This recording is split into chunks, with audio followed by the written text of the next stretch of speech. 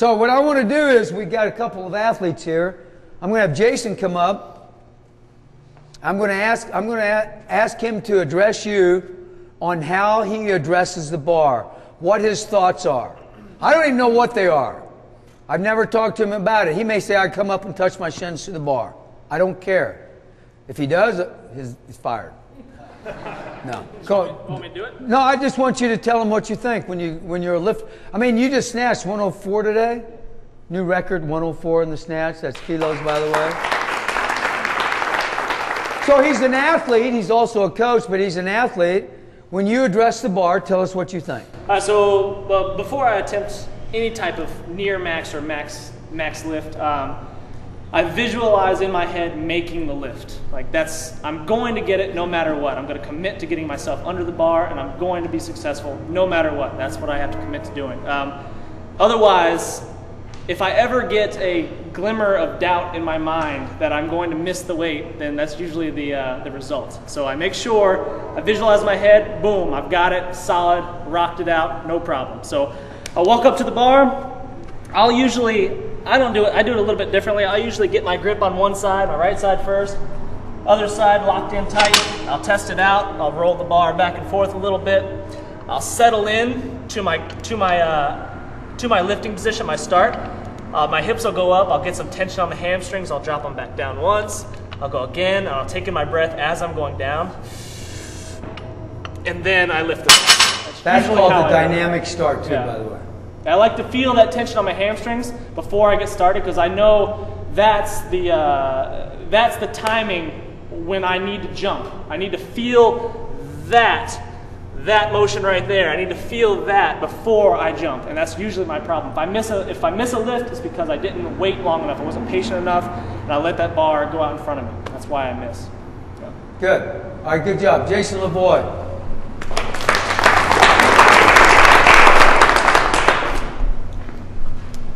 Anytime I approach the bar, same thing. If you guys are going up to a max, there shouldn't be any doubt, or you're focusing on finishing one thing. The pull.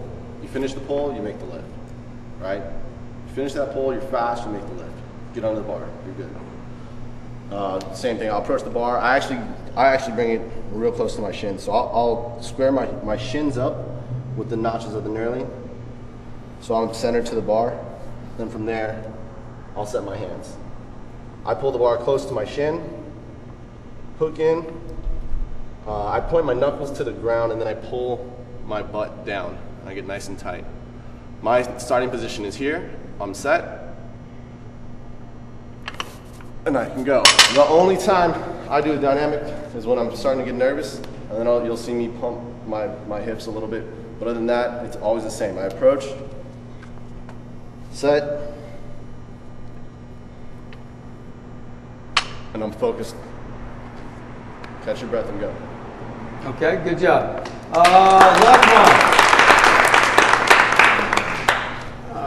I was a little different, but usually I just come up to the bar, put my hands on it right away, and I'll get it back. That way I can kind of bring the bar towards me right here. Get in this position, stay nice and tight. I come back up again so I know where I need to be. Down, take a deep breath, and then go from there. That's how I do it. But I always kind of have to sweep the bar back, bring it back, just so I know where my position needs to be. Because otherwise, if I just do this, I always bring it too close. So, yeah. Okay, good. Danny? Now, one thing you notice here is that we have a much what? Taller lifter. So let's just hear what he said. I thought you were going to say handsome. He could say whatever. You guys should have said handsome. Okay, so when I come up to the bar, I immediately go down into the squat because my knees are old and I like to get them nice and warm. While I'm here, then that's when I start thinking about my lift. I'm putting my hook grip in. And historically, every time I've ever missed a lift in my life, it has always been forward. Because I get impatient and pull too soon. So in my mind, when I'm here, I'm thinking, wait, throw the shoulders and head back. because I want to be full extension. And that's the only way that I'm going to be able to get it over my head. When I'm ready to go, then I set into position. Notice that for my height, my back angle is probably a little more horizontal to the ground than the other guys. I pull the bar in towards me, get my knees out of the way. And once I'm past the knees, then I focus on trying to get back as far as I can. Okay, Veronica, do you mind coming up and now we have the way a weightlifter needs to be built. I've been working through a hip injury, so for me it's been extra important to set up and address the bar properly, because once I set up, I find that everything else follows and flows into position. So once you get set from the beginning, so before even approaching the bar, just mentally being ready and being prepared, being centered, being there. And I do a couple of little stretch things just to make sure that my core and everything's tight. Then I step up to the bar, making sure that my feet are balanced. I look down and find where my hands are going to be. So hook and gripping it down.